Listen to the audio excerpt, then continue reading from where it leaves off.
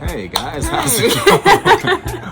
how's it going? Yes, how is it going? We Peace are and blessings, back. everyone. Back. Hope you've been following our channel. We've been posting some really great content. Amazing content. We actually just did a video of our morning routine, our rising routine. As you can see, we're again out here on our wonderful rooftop terrace. Our paradise. Paradise, hey, yes, paradise. We are enjoying it, and yeah, really glad to have you along with us again for this video. This video, we're going to be talking about our impromptu trip to Senegal. So Senegal was a really great experience. We learned a lot of things, Yes, we did. and we're going to share them with you right now.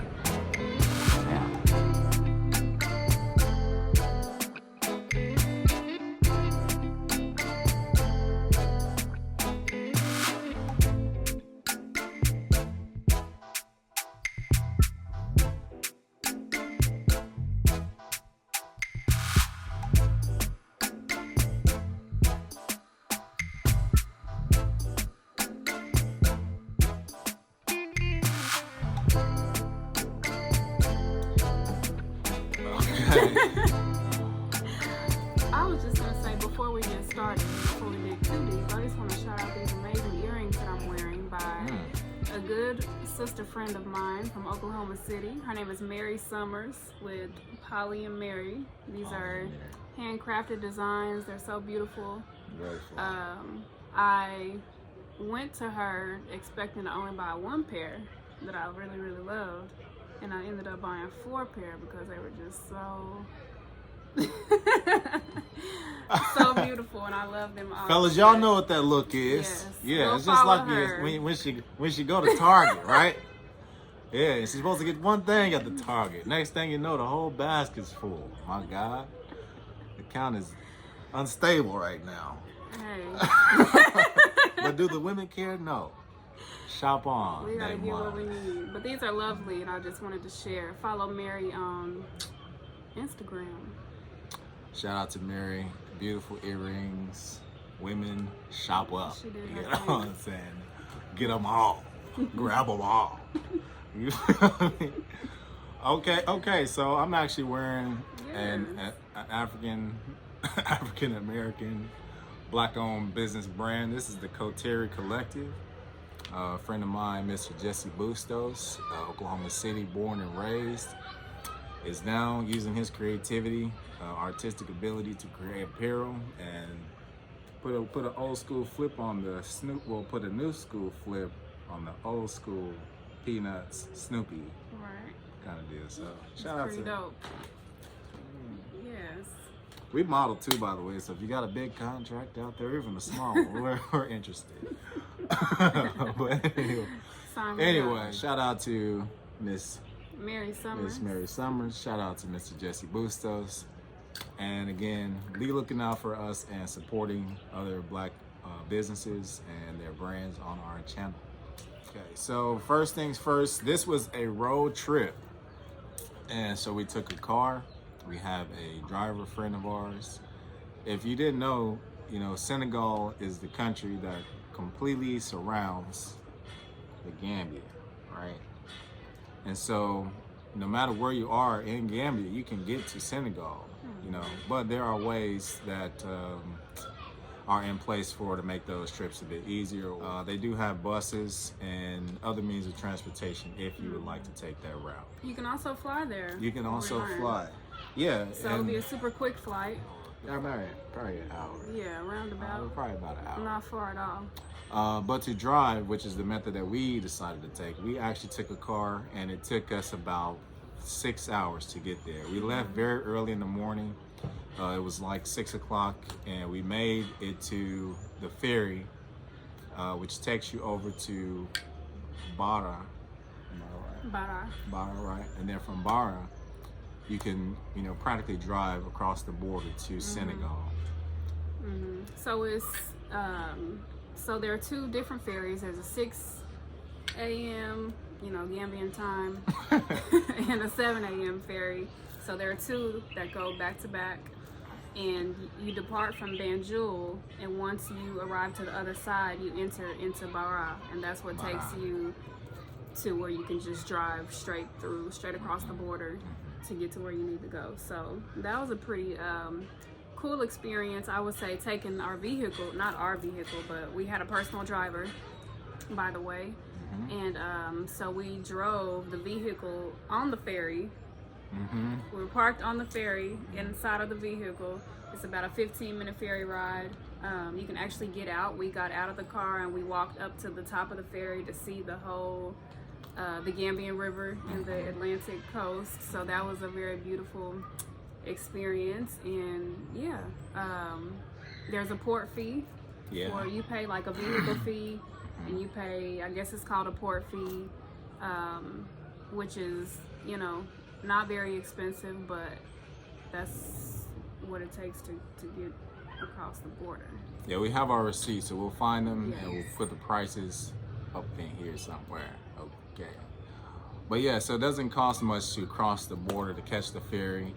One thing I would say is to be mindful of the time, because if you are in a rush or need to catch that first ferry, you need to beat it. I know this is Gambia and we on Gambian time sometime, but them ferries pretty much leave at the time they say they're supposed to. Now they might not be coming back when they say it's supposed to, but going, they out of here. So you might get left. Right. So be mindful. The first ferry leaves at about 6 a.m. and they're coming back, in 30-minute increments. And if there are more than one running, it could be faster. But for the most part, it would take 1 to 15 minutes to get there, 15 minutes back. So that's about a 30-minute trip. And there was only one ferry running at the time that we took our trip. So the ferry is running currently. Well, on that day, it was running about every 30 minutes. Yeah, and we were actually running late that morning. But we thankfully caught the second ferry on time. We were real early for the second ferry, but that was good because it gave us time to kind of be more relaxed going into the experience. So that was a good thing. Sorry, the night before we were just preparing, getting stuff ready, going through our mental checklist, making sure that we didn't forget anything or was not going to leave without anything. Yeah, it was one of those situations where it never happens, but slept through the alarm.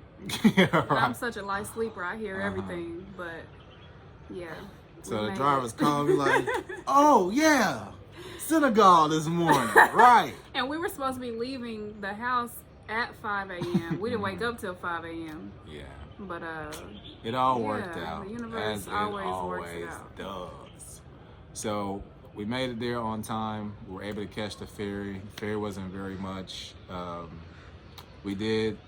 mentioned it being very early. We were tired. We did get a little bit of coffee, all natural coffee, no sugar added coffee blend, just to kind of, perk up our spirit, because I didn't want to be asleep on the ride. That was something I kind of battled with. Like, well, I'm tired, but I don't want to be asleep on the road.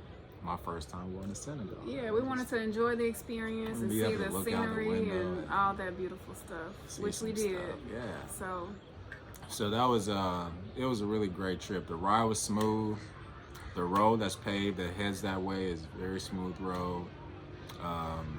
Can't say the same for all roads, but that road in particular was a very smooth road, paved all the way to the city central.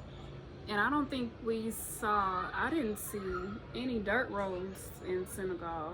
For the most part, they were all pretty paved roads. And we'll get to that more in detail as far as the infrastructure, but that is a big difference that we've noticed right away going into crossing the border and in the big city of Dakar. Yeah, so when we first crossed the border from Gambia to Senegal, like in the still kind of rural areas, there were dirt roads off the main road. But like once we got into this, like into the city, like Dakar's capital, like that was non-existent. So the whole main road is clear enough. Yes. Yeah. Okay, so crossing the border, when you get to the border, there's two different sides. When you're exiting Gambia, there's one side where you gotta go to show your passport to say that you're leaving the country. and then you literally walk right over next door Literally, to the other literally. building to say, I'm entering into the next country of Senegal. So you show your passport back to back twice. It's a pretty smooth, painless experience. Just be prepared for that. There's no fees at that point. You're just showing your... There is a fee when you leave. When you leave, we pay the fee? There's fees for everything, y'all. Yeah, You're just not about to be moving around here. We did calculate our expenses, so I'll go back and look if we can add those numbers in. But there's a small fee, but there was a fee. I believe what it was 5,000 francs, CFA. And that's, I'll do the estimating, but it's not a lot of money.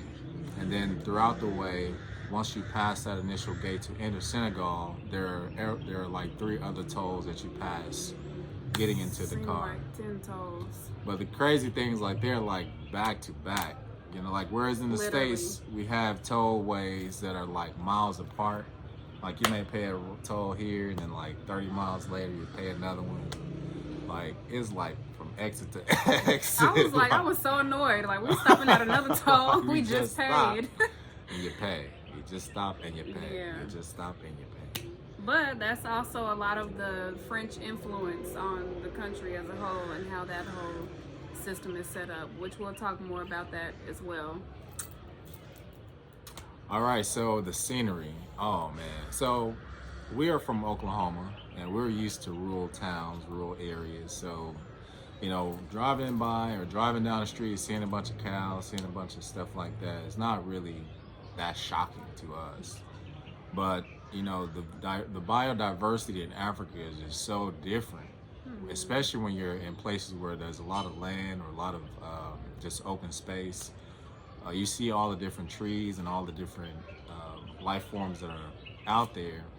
And we're going to talk to you guys about the Baobab.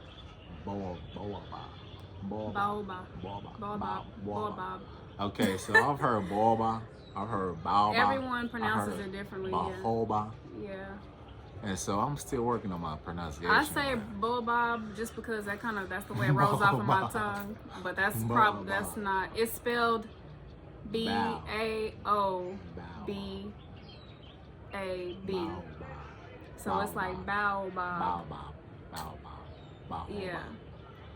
But anyway, yeah, very beautiful trees. Very beautiful tree. The most beautiful it's tree. actually known in Africa as the tree of life. You've seen this tree in The Lion King. It is also akin to the acacia. They look similar, but the baobab tree is very different. These trees are very distinctive. They live for thousands of years, or thousands, a couple thousand. Thousands. Yeah, thousands plus the pumpkin. It's a plural. Okay, gotcha. Thousands of years. And, you know, they have so many different health benefits. The powder of these trees is used for all kind of different things. The fruit of the tree is used for juice. My new favorite juice. Everywhere we go, I'm asking for baobab juice, literally. And I really can't wait till the season starts because I'm about to be catching baobab fruit left and right. Everything that fall off the tree. I asked our driver. Just like right, harvesting. Yeah. I asked our driver if he knows anywhere where we can find just the fruit itself, because I want to just taste the pure fruit. Of course, you know. Of course, we will. Yeah, we will, but we haven't seen any for sale. But I'm gonna go do some foraging one day, and find the tree and harvest our own fruit, because I just want to taste the pure fruit. Because sometimes they do add sugar if you order it. They do almost always they'll add sugar if you order it in a restaurant, which we don't prefer, but it's, you know, the juice is delicious anyway. But yeah, pure is always better. But these trees are so huge. They grow up to like 98 feet tall, which is the equivalent of like 30 meters, I believe. So yeah, and the ones that we saw in Senegal, there were a lot of them, but I would say they were the smaller varieties from what we've seen. We've seen even larger ones before, so they're pretty massive trees. The trunks are super wide. Like, once you know it's a baobab tree, you can't forget it. You will know. You'll know. Very, they stand out. For sure. I'm gonna get it right one of these days. Okay, so there's fiber there, there's vitamin C there, there's antioxidants there, there's magnesium, there's iron, there's zinc, potassium, and so much more. And again, this is Africa, right? The cradle of civilization. And it does not, surprise me that you find so many other things that are life-giving. And I mentioned this in another video, but you can look around you. Literally, I'm looking around. And if I were to count just the mango trees that I can see in front of me, there are at least 30. And that's just like looking straight. Just wait till May. And that's just the mango tree. There are so many other things. There's palm, off the ground there's coconut, there's groundnuts, there's cashews, there's everything. And papaya. There's a papaya. Banana. And it's just so cool just to know that you can walk down the street and be well taken care of just on the land, just what nature is providing. Be sure to like, share, comment, and subscribe. You always make me put subscribe first, though. Be sure to subscribe first. Subscribe then you first. Like it. Then before you even finish the video. Okay. Hit that thumbs up because you know it's going to be great. Mm-hmm. Leave a comment down below because we want to engage and communicate with our audience. I want to talk back with you. And share it with someone you know. Someone you know this information will benefit. Great job. Thank you, my love. Yeah, so the bojoba tree, there are lots of them and they're beautiful, and we will share a picture of maybe the first encounter that we had with one. Had a whole little photo shoot. So mentioning, our drive in to Senegal, once we cross the border, there is a wildlife reserve called the Fatala Wildlife Reserve. And Fatala. Yeah. So this wildlife reserve has most of your premier safari type animals. You have giraffes, lions, and all these other in a controlled environment. Like a safari situation, like a safari type setup. Yeah. You can get a car. They actually had the cars at the border because some people were just driving there from Gambia to go take part in the Fatala Wildlife Reserve, and so they would just park their cars there at the border and take the safari car from there to Fatala. We hadn't had a chance to visit this place ourselves yet, but it is the closest place to the Gambia that I think you can have a safari experience. We were on the way back, and I think I seen a lemur cross the street. It had a long tail and it had rings around it, and the only animal that I know like that is the lemur. I didn't see it. I missed it. I was in the back seat writing in my journal, so I didn't. Me and the driver seen it, so I'm not making. So I can't vouch for that, but he saw something. I saw something. So yeah, lots of wildlife in Senegal. A lot different from what you find here in the Gambia. Gambia is more pronounced and known for their bird populations and the different species of birds that are here, but you do not find safari animals or that setup here in the Gambia. Lots of monkeys though, and no lions, no giraffes. That's East Africa, mainly, to see those in their natural habitat roaming freely. But at the Fatala, they're more, like we said, in a controlled environment that we know of. But we did see some pigs roaming freely. Oh yeah. We saw lots of wild pigs on the road. So one of our Hopefully friends, not getting ate. One of our friends joked that they hide the pigs in Gambia. You can't find them just walking around the street or out in public. They're behind the gate someplace. I don't know why that is. I don't know why. I ain't saying nothing about who eating pig and who not. It ain't none of my business. But he did say that for the most part you will find them hidden in the Gambia. But in Senegal, it was running free. Wild and We free. seen it running freely, yeah. And plump too, Lord. Okay, infrastructure in Senegal. When we say infrastructure, for the most part, when you hear anybody say, they're talking about roads, buildings, you know, stabilized electricity, water, this kind of stuff. And in Gambia, you find that. You find it in pockets. It is not something that is widespread. In Senegal, closer to the city central, once we got into Dakar, the capital, we seen so much infrastructure. I mean, so many paved roads. They had a highway. A real highway. Really, a highway. A real highway. And not that I don't know that Africa has highways, but I've been in Gambia, and that has been my experience for some time now. And so it was just like kind of shocking. It was very shocking. It literally felt like we were in a whole different kind of world. Like, oh, yeah. It was a very different experience. We build roads and stuff too. And it just also gave us a new sense of like appreciation for the potential of what Africa can be, And not to say that there's anything wrong with, a lesser developed country, but, because we definitely appreciate the rawness of what that has to offer as well. But it was just a beautiful, eye-opening experience to see like a mini New York City or California. That's the kind of vibes it gave being in Senegal. And we did see just a small part of Dakar, because Dakar is huge. But from the piece of it that we did experience, it definitely gave off some nice kind of vibes there.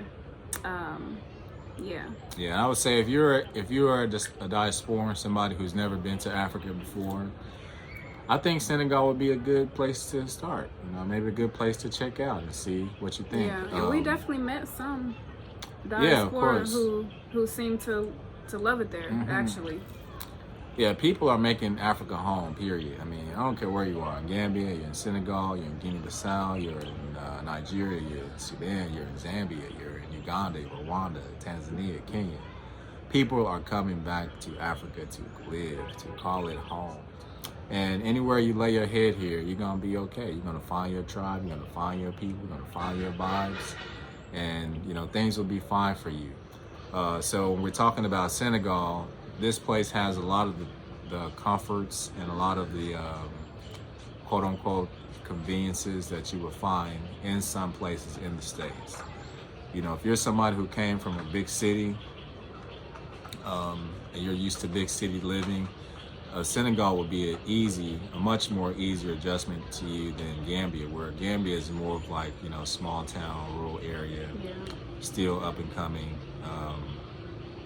but, still a lot of promise and a lot of opportunity for growth there. Whereas Senegal has, for a long time now, been building themselves, been doing things that are economically sound for them to be able to develop in the way that they have. And Gambia's getting there. Yeah. But a lot of the things that you would expect,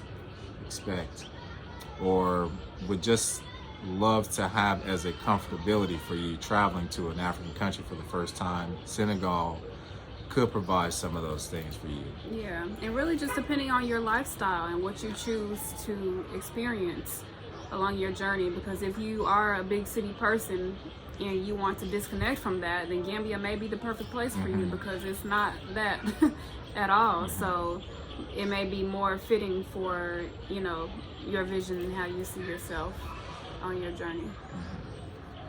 Yeah, so come to Africa and just find your flavor. That's all, just find your flavor.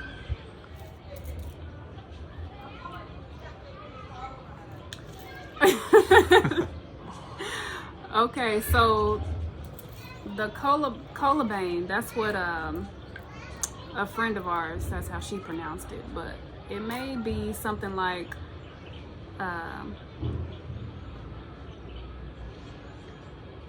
colobane or something like that, because of the French. Not the French, but because of the way the vowels are pronounced in the African language. It may be French. Hell, we don't know. But I know that it's spelled Colobane. So the A is pronounced like an A and the E is pronounced like an A. But anyway, we were driving through this market coming straight into Dakar, very lively. I mean, people all over the place. Like 10 times more of the intensity as you would experience coming through a market in Gambia because of the just the people, their approach, just the level of is not no. Yeah, that is just no doesn't mean no. It's quite the experience. It's quite the experience. But our driver, who had been to Senegal, a few times before, he was familiar with the place, and we were driving through, and there's literally people standing in the middle of a busy road, not no slow road, but a busy road in the middle of the highway selling stuff. Like waiting on the for highway, the traffic to slow up just enough to make a sale. And like walking back and forth, like as you're slowly moving through piles of, bumper to bumper traffic, walking back and forth, getting new items, showing you things. And I mean, that's the kind of vibe we had in Senegal. It was pretty. That was awesome. It was pretty cool to see. But yeah. So don't be surprised, don't be shocked if you have your window cracked and somebody sticks your hand through their window to show you something that they have to sell. Don't be shocked if you say you don't want to buy that particular thing and they just drop it on you. And just they just leave it in the car. They just hand it to you. It's yours now. So you may feel obligated. You may feel a sense of obligation to pay this person something because they just gave you an item.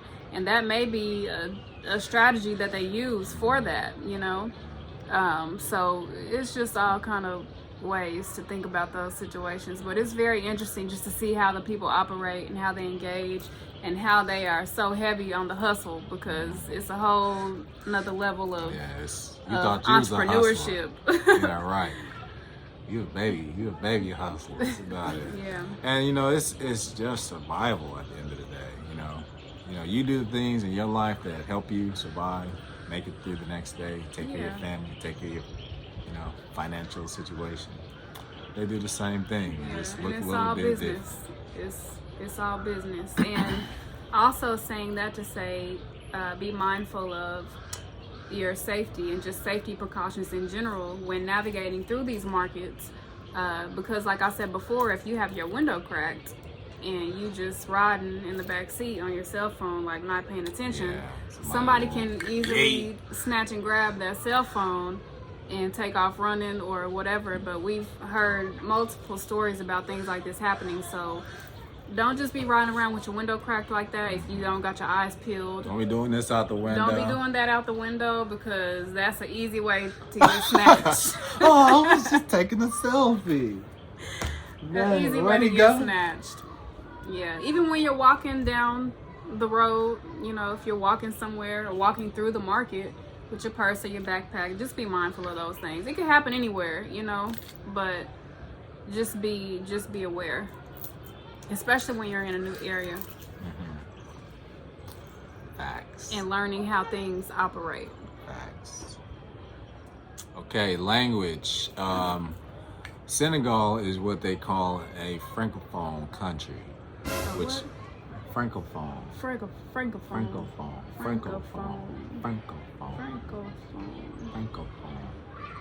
That just means that they had some French influence or were colonized by the French, which means they're also French speaking.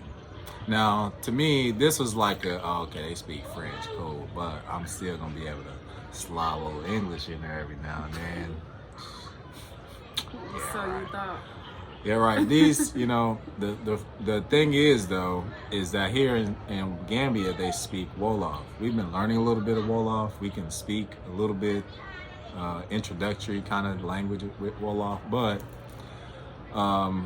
Senegal is also a country that's supposed to be relative in that manner, that they understand and also speak wolof. Yeah, wolof is also the African language that's supposed to be predominantly spoken in Senegal. However, it was our experience that we were not able to communicate very well with Senegalese in wolof. There are two reasons behind that. One is that the Gambian wolof is a little bit different than the Senegalese wolof. And two, the wolof language at large in our opinion and from our experience, seem to have been, kind of pushed into the background. We literally ask people, do you speak English? No. Do you speak wolof? No. French? Only French? Only French? Only French. We heard that so many times, only French. And, for us, and with language being such a big deal when it comes to communicating and just trying to relate to individuals, that was a bit of a shock to us, just to know that we were in a place where we literally, if it wasn't for the help of our driver, would have been very tough to communicate with people. Yeah. Just because they don't speak the language of our native tongue, is English. And they also don't speak the language that we've been learning, the African language of wolof. But also it's a little frustrating when you're trying to connect and you can't understand. Yeah. And another thing that I became aware of, like when you mentioned, the wolof language is kind of dwindling away as it seems, but it appears that a lot of the it's not so much spoken in the household, like with parents teaching the language, their native tribal language to their children and things like that. It's just not being passed down. And so that's such an important piece, such an important factor of our history. And it's not being taught in that way as we would have liked, for it to be seen. So that's another reason why that we kind of picked up on that it's not spoken in a lot of places, because they're just not taught, or maybe their parents didn't even know, wasn't taught to them, because the French influence is so heavy, so it can be irrelevant in your day-to-day experience when you don't necessarily need to know certain things to operate in a certain way. I mean, we can make the same argument for us who lived in America and have now lost a lot of our culture, identity, language. Yeah, it's global. And at all costs, I would just say to us, please, let's hold on to our culture. Let's keep it, let's guard it, let's protect it. Let's do whatever we can do to keep our culture alive, because it is a beautiful culture, and it's ours. Yeah, it's ours. Okay, so we named the title of this video Impromptu because this was definitely an impromptu experience for us. Like, we literally didn't even plan to go to Senegal. Right. We did plan to go to Senegal, but later. Yeah. In a few months. Yeah. Like, we weren't even really thinking about it around this time, but the opportunity came up. I had a sister who we met here from a diaspora text me the flyer to this event, and I showed it to him, and it was like, oh, we going. It was like a no-brainer. Like, we knew what the we were supposed to be there. Say less. Say less, man. Yeah, so our original plan was to be at the Rima show, the Rima concert, which we love Rima. We love, music and all of that. Mm-hmm. But this was a more calling experience for us. Yeah, so we were obedient in that space and followed our intuition to take this road trip, and it turned out to be a wonderful, amazing, like, life-changing experience for us. Mm-hmm. For sure. Life-changing. It was just very inspiring, from being able to be there at the event that we were at, African Renaissance Cultural Conference. Dr. Julius Garvey, who is the youngest son of the Honorable Marcus Garvey, was speaking, and we could not miss out on an opportunity to be a part of this history and, see such an iconic figure, give a presentation. Being able to give voice to those who are voiceless, in a sense, when it comes to Black professionals, and also by his work being able to showcase the skill set and just the determination of what it means to be a true advocate of your work, and somebody who just aspires to be their best at something every day.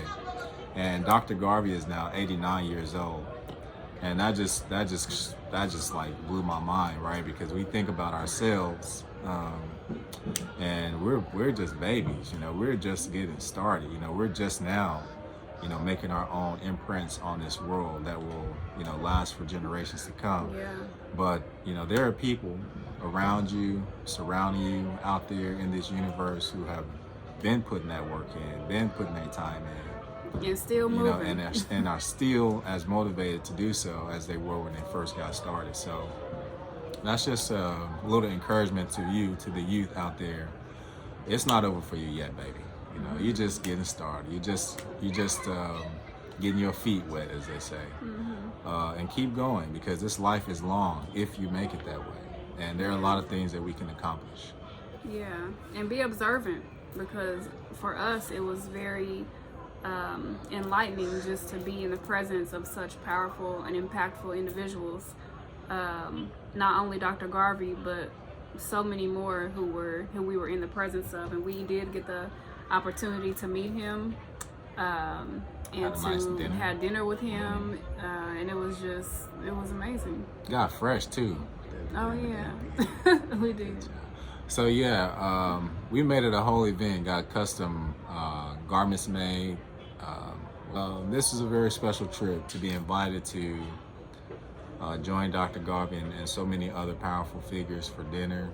What those conversations were like, and just being able to rub shoulders with other diasporans who are in Africa doing different things. It was amazing, and I wouldn't have changed that or wanted to switch that out for anything. For sure. I'm sure we're gonna catch Rima somewhere else in Africa, but this weekend it was just not that important. One of the things that stood out to me that Dr. Garvey said in the event was, and mind you, there was a lot of there were some technical issues with the audio, so we were having somewhat of trouble hearing. But this thing that I heard, it was like loud and clear, It just came through so clearly. But he said there is no psychological gap between us and divinity, and just hearing that, it just like pierced through my spirit and just put so much into perspective of our potential, and just knowing who we are and knowing, our capabilities and how powerful we are. So yeah, we also met Mr. Meredith Beale. Mr. Meredith Beale is a senior technology advisor living in Kenya at the moment. He did a presentation about his life in Kenya and the things that he's been kind of heading up there for the last 10 years. We got a chance to meet the ambassador of youth and recreation here in the Gambia.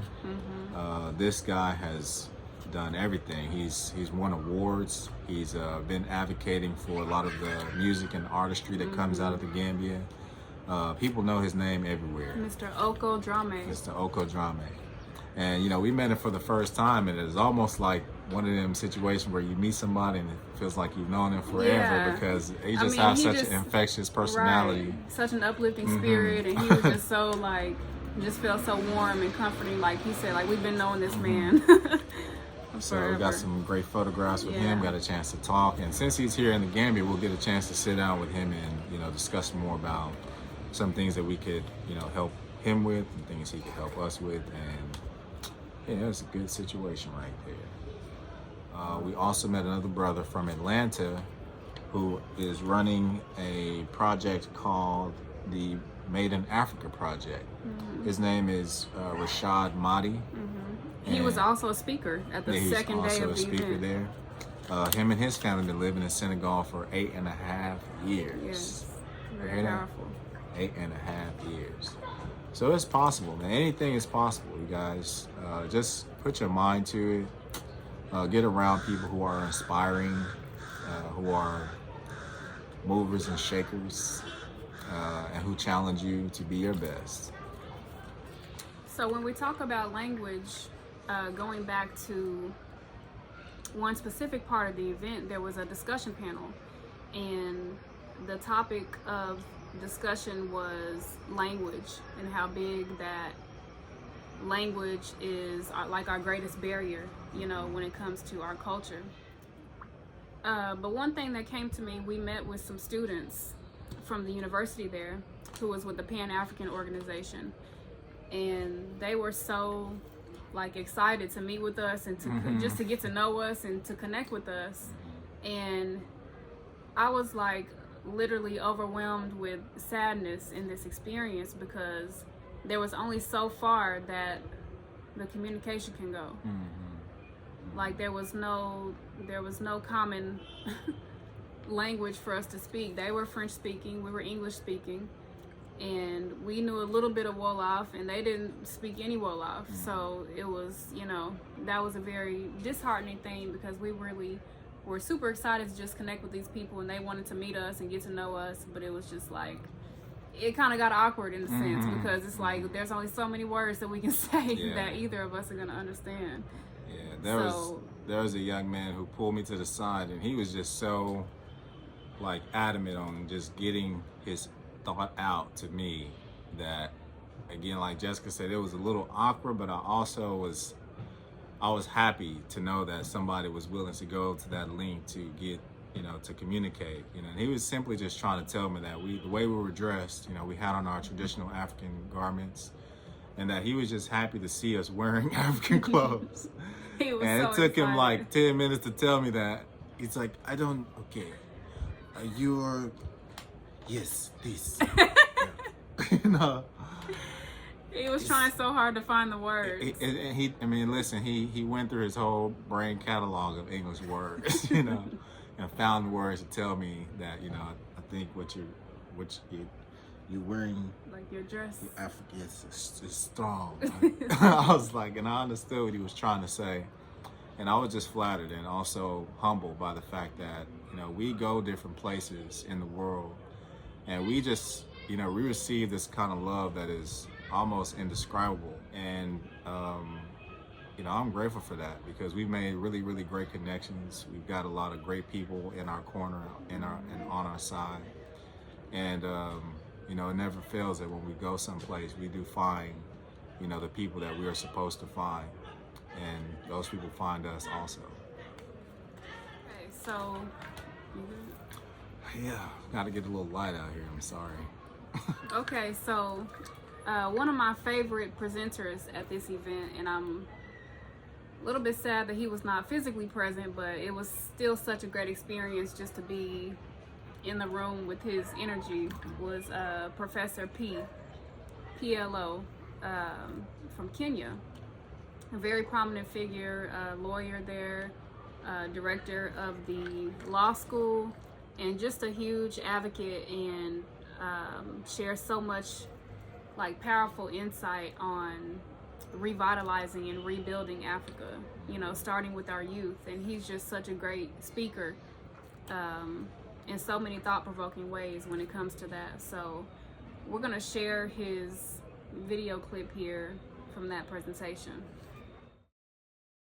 The spirit of Pan-Africanism has always been alive and well at all times when African peoples have been humiliated and dehumanized.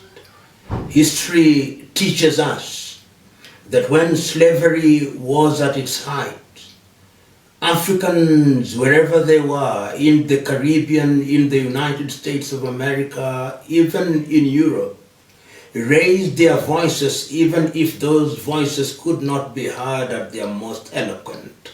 And the message was one and clear: we are not children of a lesser God, and we cannot be humiliated. It is as a result of the sustained assault on slavery in all its permutations that slavery was formally abolished. But the abolition of slavery did not mean the death of the diabolical machinations of the slave masters. They yet again came up with another scheme, the neo-colonial project, and Africans were once again humiliated.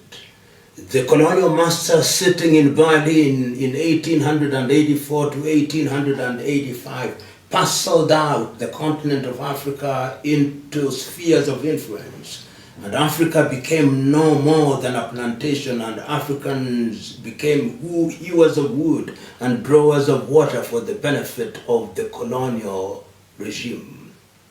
Once again, the Pan-African spirit was rekindled, and Africans in different parts of the world, particularly those in the diaspora, raised their voice, which were also embraced by their kith and kin in the continent, and ultimately the colonial project was dealt a death blow. But in yet another diabolical scheme, another monster was hatched, subtle, surreptitious, subterranean, the neo-colonial project. That monster is still alive and well, and it is a monster that must be fought because, as the great Kwame Nkrumah famously said, imperialism never changes its character. It may wear different masks, but it remains the same. So today, as we talk about Pan-Africanism, we must give meaning to the immortal words of the Osagyefo Kwame Nkrumah, who reminded us that neo-colonialism, which is the highest and last stage of imperialism, must be fought and must be defeated. And we must do so as Africans, regardless of where we are, whether we are in the diaspora or in the mother continent, because the Osagyefo once again told us, we are Africans not because we are born in Africa, but because Africa is born in us. Aluta continue. Okay, so we visited a few restaurants while we were there. They were all pretty delicious, in my opinion. The very first one that we went to was Mawa's. And oh my gosh, that food was like, we met the owner. She was actually there and served us directly. And Mama Mawa, so we had a little issue where we needed to go get some more we needed to exchange currency. Exchange some SIFA. So we had put our food order in. We called the order in before we got there. But when we got there, we realized, okay, well, they're wanting ways to go change money on the way, so we need to go find a place now. And so once we were getting ready to leave, we checked in with the restaurant, let them know we were there, and we were gonna go exchange some more SIFA so we can pay for our food, right? And so as we're walking out of the door, one of the hostesses is telling us, okay, if you guys just go down here, you guys turn the corner, you'll see a place you can exchange. A casino. And so the owner, Mama Mawa, comes out. She's like, hey, what's going on? Like, what's the issue with y'all and the money? We like, well, we have the money. We just need to go exchange some seafood so we can pay for the meal. She was like, I just put y'all food in here. Pretty much. She was like, your food is already plated. Yeah, it's not about to get cold. Like, y'all out here trying to figure out who got enough velocity. She was pretty much like, just come eat. So, yeah. Come eat. That just gave me like that home feel, like, your auntie or somebody who or your wife who don't want you to let the food get cold. He already knows. Don't want to let you get the food get cold. But so she was really adamant about us not leaving out of there until we ate our hot food. So that was really cool. Mamas, we had vegetables. We had some grits. That was fire. Some jollof. Oh my gosh.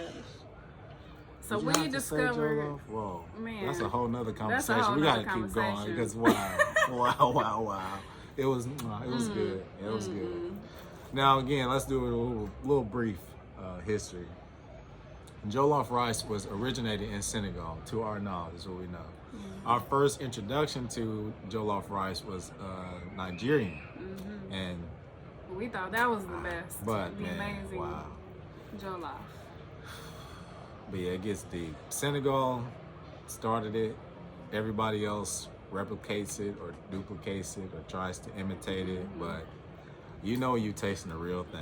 Trust me. But yeah. So jollof will change your life. Jollof. We tried also.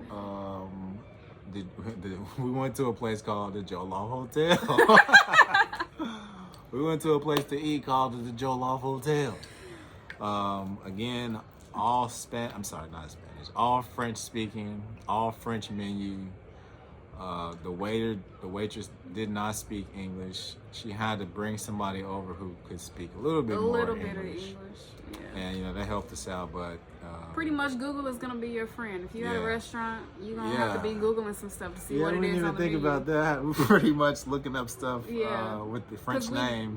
we did that when we got to the other restaurant, actually. But you learn a lot in the process. Yeah. You're like, oh, that's the name for salad, or you know, cool, got it, man. All right. So yeah, we tried Mawas, we tried the Jollof Hotel. Which was very fancy schmancy, by the way. We were totally not expecting that, but it was a very upscale restaurant. This place hosts jazz nights. That should just give you an idea of the culture in the Jollof Hotel. Yes. Very, very French feel. Mamma Mia's, which was recommended by a friend and driver. That's a place where him and his family eat when he's there in Senegal. So we tried it. It was really nice. A lot smaller place, but same good vibes, good food, and not very expensive. I think we paid a little less than $20 for 3 plated meals. Yeah, as far as the expenses, Senegal versus Gambia is not very, I mean, from what we've experienced, there was not very much of a price difference. Yeah.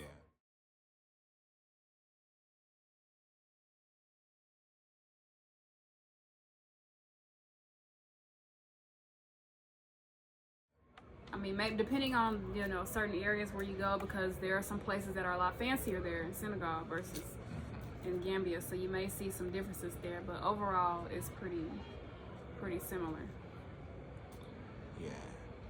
And just more variety too. Like here in the Gambia, you have a lot of local restaurants who are serving local foods. You have a lot of restaurants that are serving local foods. Is that right?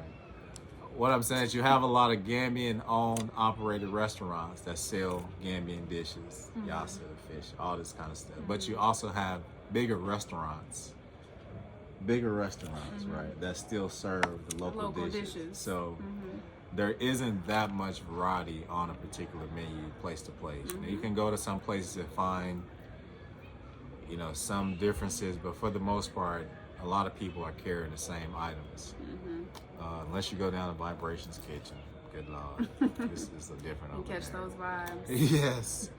But yeah, so that's just something to be mindful of. You have a lot more variety when it comes to restaurants and places to eat there. They also have a KFC. Yes, A real big, one. huge KFC. It was 2 stories. We Not- didn't go inside, but we saw it driving by. We're not allowed inside, honey. Let's be honest. But yeah, it's not a yummy fry. They got a real It was a real KFC. Kentucky Dakar fried chicken over there. And actually, I think when you said Dakar fried chicken, I think our friend who was also our driver, he was telling us that Dakar, like, they have a deal to where they have to use local chickens for the KFC. Like they don't use KFC chicken. They use local Senegalese chicken. Senegalese raised, you know, chickens. So that was very interesting and very smart to keep it, you know, keep that Senegalese dollar circulating. There you go. Keep that Senegalese As you would dollar say. It's actually the franc. The though. safer. Yeah. But Keep you that safer circulating. Yeah. exactly. Circulating as Senegalese. Safer. Very near where we were staying, in the Virage area, there's a Virage Hotel. There's some bars and restaurants, and there's also the Virage Beach. So that was our first introduction to the beach there in Senegal, and we'll leave some footage for you to enjoy. Yeah, very beautiful. Children surfing. People Nice moving around, waves. exercising. Yeah, very lively place. Yeah, very, very chill. We also got a chance to see the African Renaissance Monument. My God, talk Wow. about inspiration. Wow, mind blowing. Mind blowing. Now, I did find a few little facts out about the African monument. It was designed by a Senegalese architect, but it was also constructed by a Korean company. Planning started for the building, for the monument in 2006, and it was finished in April of 2010, where they also celebrated their 50th year of independence from France. You know, Senegal is a very strong African country, in my opinion. I think that monument is an example of what we are capable of when we do bring our minds together, our talents together, our capabilities together. And I think the people in Senegal know that, you know, it was out of the African mind, or the Senegalese mind, that statue was erected. And it is something to be proud of, and it is something for us to be proud of, because it is ours and it is in Africa. Yeah.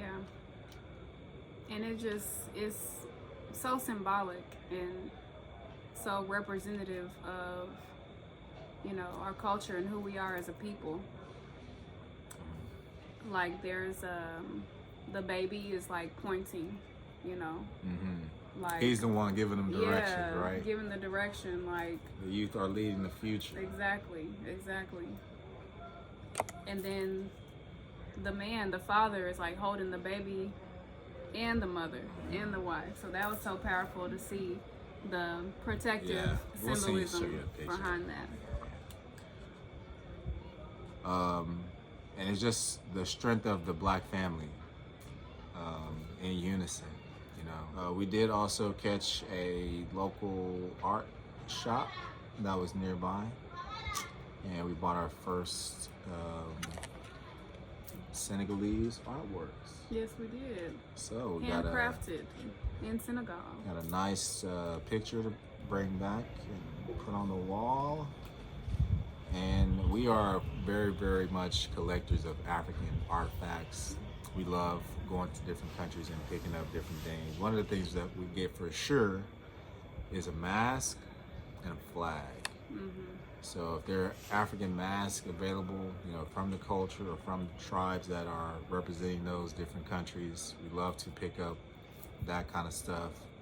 And also just a flag to say that we, you know, also have been there. Yeah. And each mask is so special and so unique because they're hand carved, literally, and just tell their own story in itself.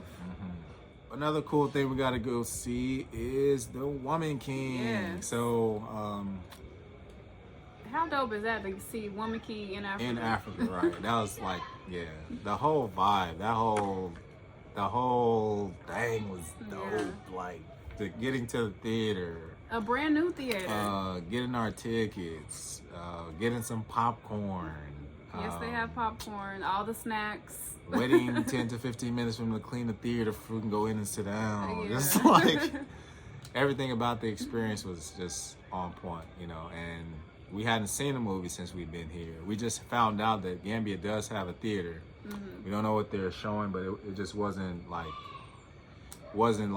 big news. Like it just wasn't something that we knew before we went to Senegal. But now that we do know, we'll go check out a movie in Gambia. But we've seen The Woman King. It was a phenomenal production. I feel like the writers, you know, did tell a beautiful story. And the fact that these were women, like so powerful. Just that whole divine feminine energy was at play, and it was a beautiful experience for sure. And it made it sexy too. Now I don't think it was a bunch of big Arnold Schwarzenegger looking women walking around that movie. You know, they definitely had a great balance of, you know, being able to show that internal strength of our women, but also the beauty. Without taking away anything from what it means to be feminine, to be female, to be a woman, to be powerful. It was great.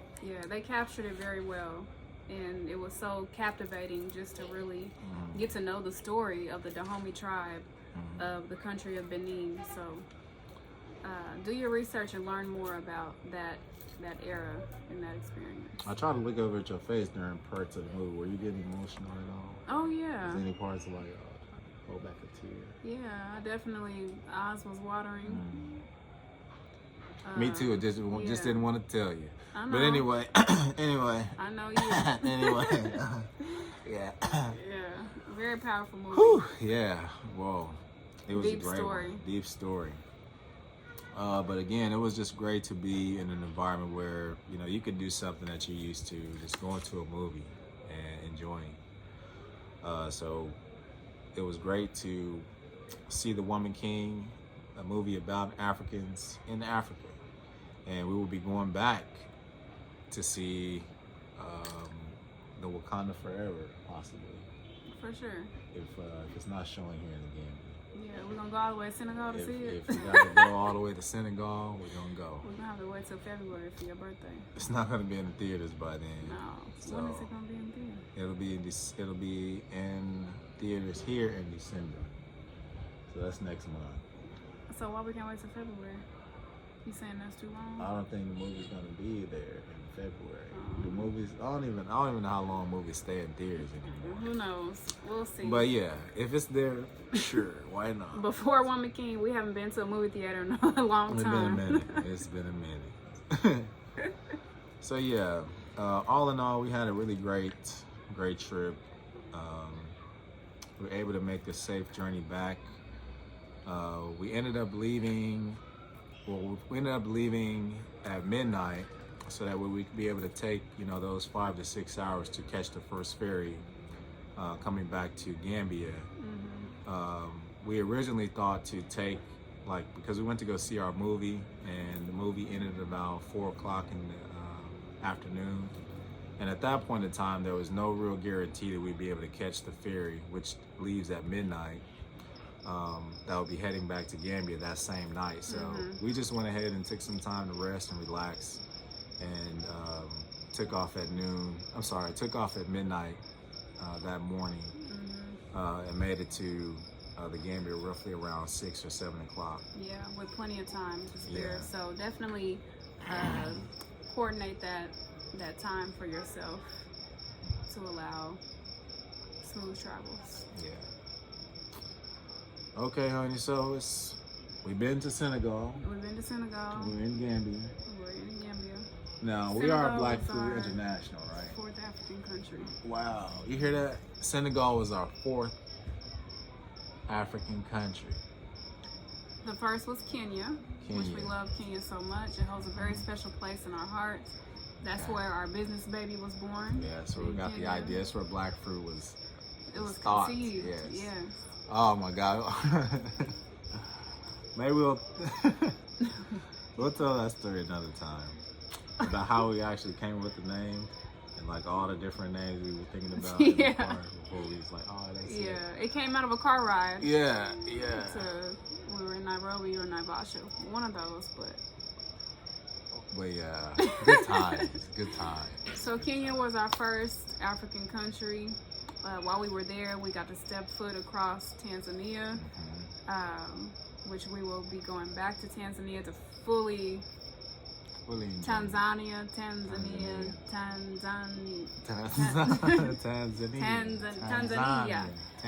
Lots of different pronunciations, but we will be going back there to fully experience the country at its fullest. So Tanzania being our second, the Gambia being our third, and Senegal being our fourth. Just 50 plus more to go. 4 deep. 50 more to go. 50 more to go. A lifetime to go. So yeah, that is our goal. You know, we are Black Fruit International. It is our goal to, you know, see as much of Africa as possible, and other places, even in the diaspora where Black people live, because we're not only people that live in Africa. We live everywhere in the world. Black people are all over the planet, heavily populated. So we're not the minority. Don't let them fool you. So we want to connect with those of you who are out there across the nation. You know, tell us your stories. You know, tell us about your experiences. You know, in Gambia, in Senegal, anywhere we are, anywhere that you've been. We'd love to hear about it, because we're curious, and we are, you know, taking it upon ourselves, making it our personal business to share what we learn in Africa with you, and what we learn about things everywhere as it pertains to African culture, Black people, health, wellness, and our foundational longevity. So Yeah. Very well said, my love. Stay in. Stay subscribed. Don't unsubscribe.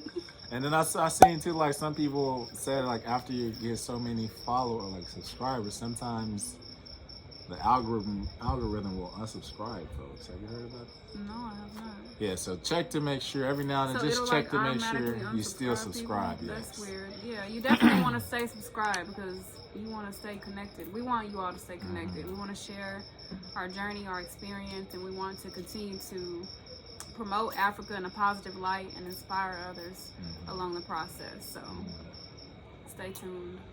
So until the next one, guys, Oh, and will we be going back to Senegal? Oh, we'll definitely be going back. We'll definitely be So going yeah, back. we'll definitely be going back. We only just seen a very, very sliver. small part. Yeah, and it's huge. And can't wait to see more. But until next time, Black Fruit family, check us out here. Check us out on our website, www.blackfruitinternational.com. Check my wife out at Womb Nurse Spiritualist. And check me out at PH_D_T.